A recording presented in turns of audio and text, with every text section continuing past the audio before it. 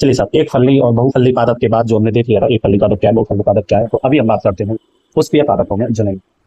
ठीक है सर, पुष्पीय पादपों में जनन। ठीक है। और पुष्पीय पादपों में जनन कितने टाइप से? दो टाइप से, सबके समझाना। पहला कौन सा होता है? अलैंगिक जनन। अलैंगिक जनन को हम क्या बोलते हैं सर? एसेक्सुअल रिप्रोडक्शन बोलते हैं, नहीं बोलते? बिल्कुल सर, एसेक्सुअल। और दूसरा कौन सा होता है? लैंगिक जनन। लैंगिक जनन जैसे क्या बोला था, सेक्सुअल रिप्रोडक्शन। तो अलैंगिक जनन को हम 11th में पढ़ लेते हैं sir, the living world, biological classification, Monera वगैरह, Protista, fungus, types of sexual reproduction हम बहुत ये तो हमें पढ़ना है। अभी हम बात किसकी बात करेंगे? सेक्सुअल रिप्रोडक्शन की, लैंगिक जनन। चलिए,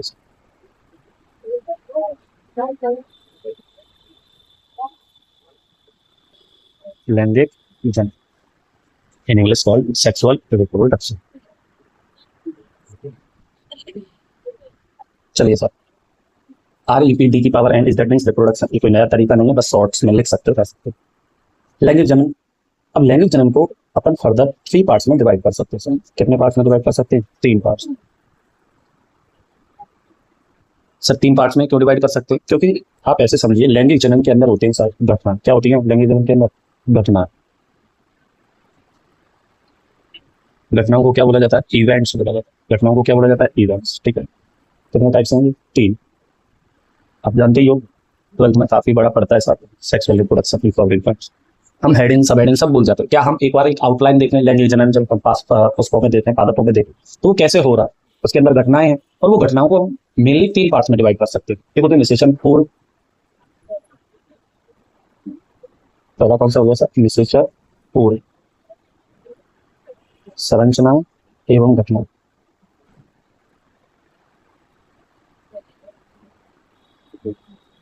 दूसरा कौन सा होता है सर? निषेचन। और तीसरा क्या मिलेगा सर आपको?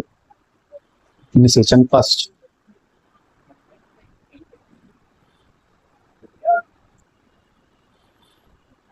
घटना एवं संरचना। ठीक है। निषेचन पूर्व, निषेचन और निषेचन पश्च। अब निषेचन पूर्व, संरचना एवं घटना, यानी कि निषेचन से पहले, निषेचन होते और निषेचन के बाद। अगर मैं बात करूं सर एक जैव वैज्ञानिक, सब जीव वैज्ञानिक, बायोलॉजिस्ट, एक जीव वैज्ञानिक के लिए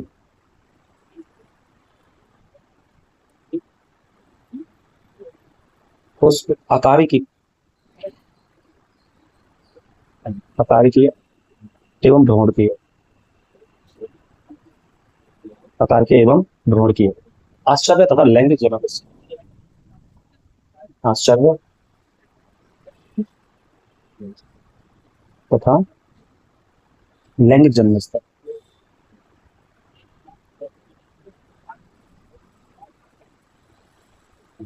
क्लियर जी? निषेचन की बात करते हैं, ये लैंगिक जनन स्तर समझ में आ गया, आश्चर्य तथा लैंगिक जनन स्तर जीव वैज्ञानिक। निषेचन की बात करें तो निषेचन क्या है सर? निषेचन है नर युग्मक और मादा युग्मक, नर युग्मक और मादा युग्मक के संलयन, संलयन यानी कि फ्यूजन को हम क्या कहते हैं साहब? सिनगेनी या फिर निषेचन कहते हैं।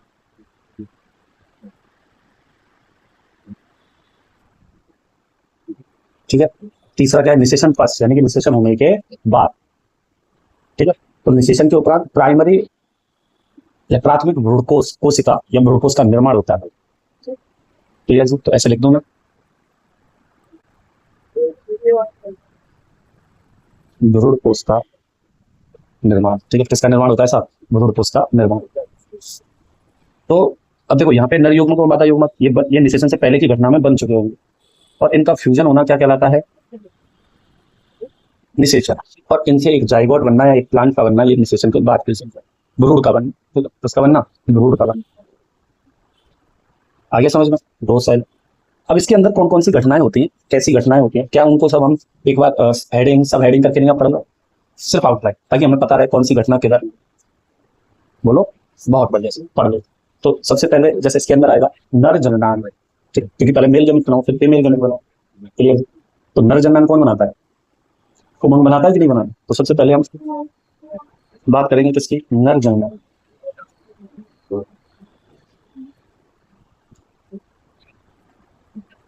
और नर जननांग में आप कौन कौन से स्ट्रक्चर पढ़ेंगे? पहला फुमंग। और फुमंग को आप जानते हो ए से रिप्रेजेंट किया जाता था, क्योंकि इसे एंड्रोसियम बोलते, क्या बोला जाता है? एंड्रोसिया। चलिए जी, इसी के अंदर हम पढ़ेंगे सब परागकोश की संरचना। परागकोश की संरचना। परागकोश की संरचना कैसी होती है? इसे क्या बोलेंगे इंग्लिश में? Structure of anther. ठीक है, क्या बोल सकता हूँ मैं इंग्लिश में? Structure of anther. ठीक है, आगे चला। तो परागकोश की संरचना जब हम पढ़ लेंगे, एपिटम वगैरह, मिडिल लेयर, एपिडर्मिस, इसके बाद हम पढ़ते हैं इसके अंदर परागकोश का विकास। संरचना पढ़ने के बाद परागकोश कैसे पूरा होगा? तो परागकोश का विकास। विकास यानी कि डेवलपमेंट, नाम नहीं है, विकास यानी कि डेवलपमेंट या परिवर्तन। ठीक है, वह लघु बीजाणु जनन। लघु बीजाणु जनन। लघु बीजाणु जनन को इंग्लिश में बोलते हैं सब माइक्रोजेनेसिस। ये थोड़ा सा याद रखना चाहिए आप। Micro word in case of plants refer to male. ठीक है, तो लघु बीजाणु यानी कि मेल गैमेट। क्लियर जी? तो जैसे ही आप परागकोश का विकास, परिवर्धन या लघु बीजाणु जनन पढ़े, उसके बाद आप लघु बीजाणु बन जाएगा कि नहीं बन जाएगा सर? तो नेक्स्ट स्पेलिंग कौन सी आएगी? लघु बीजाणु या परागकण।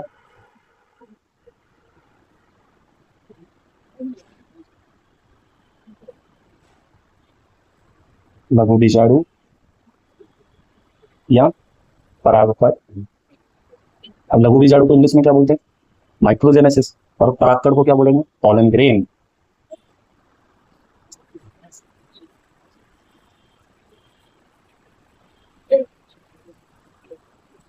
क्लियर जी? लघु बीजाणु जनन हो गया, परागकण बनने, तो इन्हें बाहर निकलना होगा। कहाँ बने? परागकोश में। और परागकोश से बाहर निकलेंगे तो परागकोश को बस्ट होना पड़ेगा, तो इसे क्या बोला जाएगा? परागकोश का स्फुटन।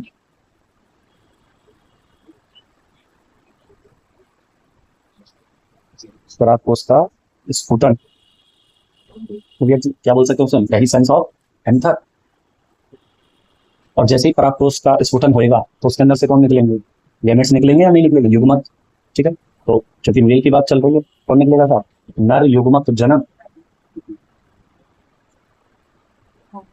नर युग्मक जनन या नर युग्मकोद्गीत।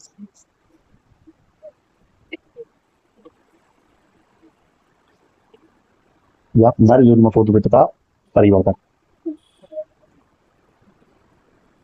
आगे सब समझ में? गैमेट बनने का, जो यहाँ पे आप देख रहे हैं ना कि नर युग्मक और मादा युग्मक। ठीक है, तो इनका फर्टिलाइजेशन होगा, तो नर युग्मक कैसे बनेगा? इतने सारे प्रोसीजर से होके नहीं, कौन बनेगा साहब? नर युग्मक बनेगा। तो नर युग्मक बन गया, क्या मैं बात कर लेता हूँ साथ के साथ मादा युग्मक की? बिल्कुल सर। अब हम देखते हैं मादा युग्मक। और मादा युग्मक बनेगा मादा जननांग से। किससे बनेगा? मादा जननांग से। तो नीचे की तरफ ही बात कर लेते हैं। ठीक है जी, तो अभी कौन आएगा? मादा जनन अंग। मादा जनन अंग, इसकी बात करेंगे जैसे नर जनन अंग की बात की है। अब मादा जनन अंग से क्या बनेगा साहब? मादा युग्मक। और मादा युग्मक बनेगा, आप जानते हो इसके लिए हम क्या पढ़ेंगे साहब? जायांग। और जायांग को किससे रिप्रेजेंट किया जाता है? जी से। किससे रिप्रेजेंट किया जाता है? जी से। इन इंग्लिश से क्या होता है? गाइनोसियम। बात कर चुके हैं साहब, बहुत कर। क्लियर? गाइनोसियम पढ़ने के बाद, जायांग पढ़ने के बाद तो कौन सी हेडिंग आएगी सर? क्योंकि जायांग के अंदर कौन है? बीज है, तो उसे हम क्या बोलेंगे? बीजांड की संरचना। बीजांड की संरचना।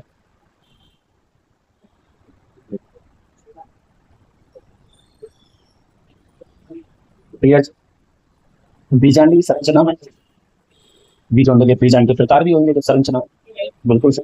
तो बीजांडों के प्रकार, देखो इन सबके बीच में छोटी छोटी हेडिंग्स और आएंगी, हम उनकी बात नहीं कर रहे, मेजर हेडिंग्स की बात कर रहे हैं। बीजांडों के प्रकार, ऐसे माता जब नर युग्मक बनाया तो उसने। और बीजांडों के प्रकार ये किसके बेसिस पे है? क्या आधार है इसका? विभिन्न भावों की स्थिति के आधार।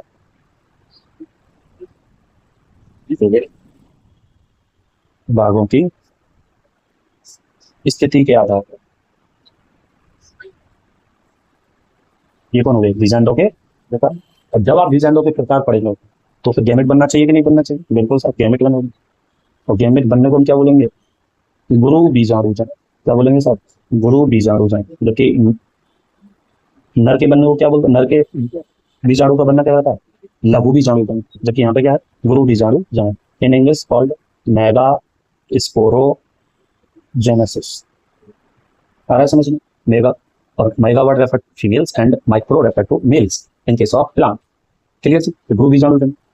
जब आप गुरु बीजाणुजनन पढ़ेंगे फिर आपका गैमेट बनेगा। जैसे बोलेंगे मादा युग्मकोद्भिद। क्या बोलेंगे सर? मादा युग्मकोद्भिद। या दूसरे शब्दों में बोल सकता हूँ ध्रुवकोश का निर्माण। ध्रुवकोश का निर्माण।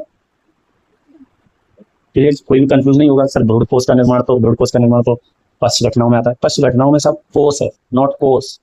और अभी हम जो बात कर रहे हैं वो किसकी बात कर रहे हैं? कोश की बात कर रहे हैं, ध्रुवकोश। क्लियर? जैसे ही आप पढ़ लेंगे ध्रुवकोश, इसको क्या बोलेंगे? Mega gametogenesis. इंग्लिश में क्या बोलेंगे इसे? Mega gametogenesis. जैसे ही आप ये पढ़ लेंगे तो कौन बन जाएगा? गैमेट बनेगा कि नहीं बनेगा? बन जाएगा सर। और इंग्लिश में क्या बोलेंगे? Mega gametogenesis. और इससे क्या बन जाएगा? गैमेट बन जाएगा। और इस गैमेट के पास आना है कि नहीं आना? नर युग्मक जनन, नर युग्मक को मादा युग्मक को मेगा गैमेटोजेनेसिस बोले तो इसके बाद अगर तुम समझना चाहते ऐसे भी बोल सकते, यहाँ से मादा युग्मक बन जाए। कौन बन जाएगा? मादा युग्मक। ठीक है? तो अब आप देखो, जो आपका नर युग्मक है इसे कहाँ तक पहुंचना है साहब? मादा युग्मक जनन तक पहुंचना है कि नहीं पहुंचना? यानी कि मादा युग्मक तक पहुंचना है। और जब नर युग्मक मादा युग्मक के पास जाएगा, इस प्रोसीजर को बोला जाता है पॉलिनेशन। क्या बोला जाता है इसे? पॉलिनेशन, यानी कि परागण। जब मैं मेल गैमेट को नर युग्मक को मादा युग्मक के पास लेके आया तो उसे हम क्या बोलेंगे? परागण। अब परागण में डिफरेंट टाइप्स है तो वो हम तो बाद में देखेंगे। अभी तो सिर्फ हम घटनाएं देख रहे थे। क्या देख रहे थे? घटनाएं। अब देखो सर, ये वाला जो मेल है किसके पास पहुंच चुका है? फीमेल के पास पहुंच चुका है। और जब मेल गैमेट फीमेल के पास पहुंच जाएगा तो नर युग्मक मादा युग्मक, नर युग्मक और मादा युग्मक के संलयन को हम क्या बोलते हैं? सिनगेमी, यानी कि निषेचन, फर्टिलाइजेशन। क्या बोलेंगे साहब? निषेचन या फर्टिलाइजेशन। अब इसमें भी स्टेप बाय स्टेप है। ठीक है? इसके क्या होंगे? स्टेप होंगे। क्या तुम जानना चाहोगे वो स्टेप? ठीक है, लिख देता हूँ एक बार। चलिए, बहुत बढ़िया, बहुत सुंदर। बहुत सारे लोग जानना चाहते हैं, हम सीधे सीधे स्टेप की बात कर लेंगे। देखिए सर, इसके जो पहुंचा इसके बाद निषेचन कहते हैं। अब क्या होगा? पहला परागकण का अंकुरण होगा सर। किसका अंकुरण होगा? परागकण का अंकुरण। जैसे ही परागकण अंकुर हो जाएगा फिर दूसरा स्टेप आता है बीजांड में पराग नलिका का प्रवेश। बीजांड में पराग नलिका का प्रवेश। क्लियर जी? एंड थर्ड स्टेप, पराग नलिका का भ्रूणकोश में प्रवेश। भ्रूणकोश में प्रवेश। अब सर भ्रूणकोश क्या है? अरे ये पहले ही पढ़ चुके हैं। भ्रूणकोश क्या है? देखो साहब, ये रहा भ्रूणकोश। मिल गया भ्रूणकोश यहाँ पे। ठीक है? भ्रूणकोश, पराग नलिका का भ्रूणकोश में प्रवेश। और इसके बाद होगा साहब आपका युग्मक संलयन। तब यही तो फर्टिलाइजेशन है, युग्मक संलयन। तो बोले सर आपने तो बोला था वो पॉलिनेशन है, परागण है। अरे पास पहुंचना परागण है। मेल युग्मक का फीमेल मादा युग्मक, नर युग्मक का मादा युग्मक के पास पहुंचना क्या है?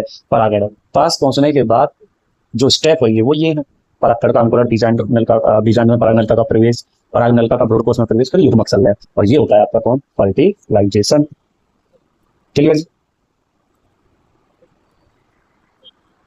आगे चलो, तो अब आप देखेंगे भ्रूणकोश का निर्माण। लास्ट पॉइंट का भ्रूणकोश का निर्माण। तो इसमें भ्रूणकोश का निर्माण हो।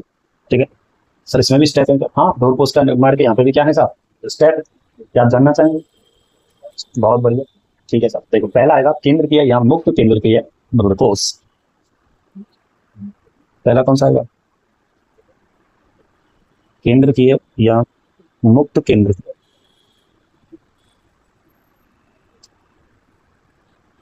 केंद्रीय मुक्त केंद्रीय भ्रूणपोष।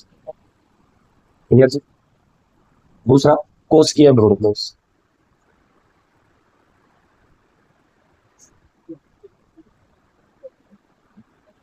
कोशिकीय भ्रूणपोष। और तीसरा आता है आपका एलोडियल भ्रूणपोष।